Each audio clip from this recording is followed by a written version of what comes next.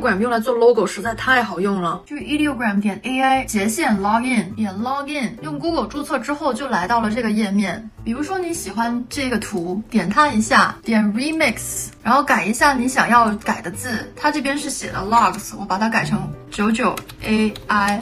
然后回车，它就给你出了4张图，虽然现在还不是说完全的完美，但是已经有一张图，它的数字跟文字都非常的接近了。你看没多久就生成了这么多跟我的99 AI 相关的图片。这个是谷歌 Imagine 团队创业项目 Ideogram 点 AI 融资1650万美元。图片生成英文字呢毫无难度，现在中文字还不太行，我刚才试了一下，我让他写点赞，他给我出一堆乱码。